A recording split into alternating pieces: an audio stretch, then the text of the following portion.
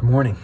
He has prayed that they would be, according to verse 9, that their love may abound, right? Abound has this present active idea.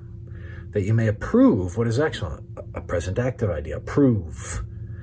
Interesting now, in verse 11, approve what is excellent and so be pure and blameless for the day of Christ. Now, verse 11, filled with the fruit of righteousness that comes through Jesus Christ to the glory and praise of God. So in Philippians 1 here, he's thankful for them. And he's praying that God would help them abound in love regularly and repetitively, that love would regularly and repetitively approve what maps onto God's character and holiness. And now he says filled with, but this is interesting, it's a present, not active, but passive in the Greek. And that means that they're filled, not by them, they're not the ones filling themselves here, but rather God, as they love well, God, as they move towards holiness, what is he doing? He's filling them with the fruit of righteousness that comes through Jesus Christ. I don't have a self-generated righteousness. You don't have a self-generated righteousness. But rather, in the gospel, we're gifted a right standing, and then as we live in that gospel and we reflect that gospel, it's as though we're saying yes to the garment of Christ's righteousness. We're saying, isn't this good to wear?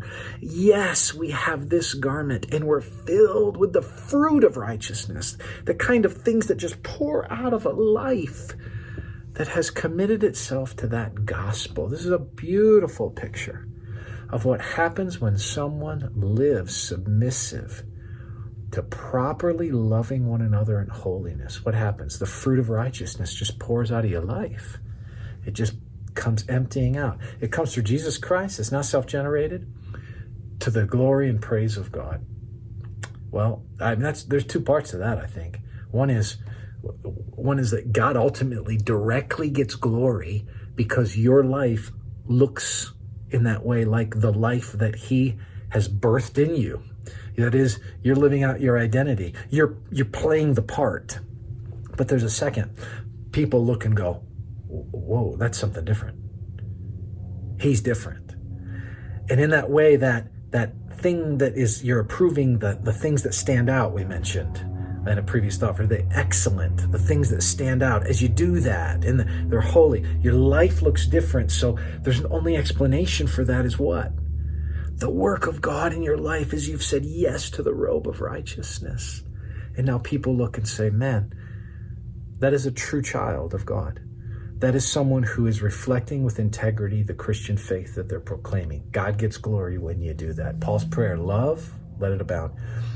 Holiness, let it be, let those things be approved, and let the fruit of that come, which is you're going to be filled with a righteous life.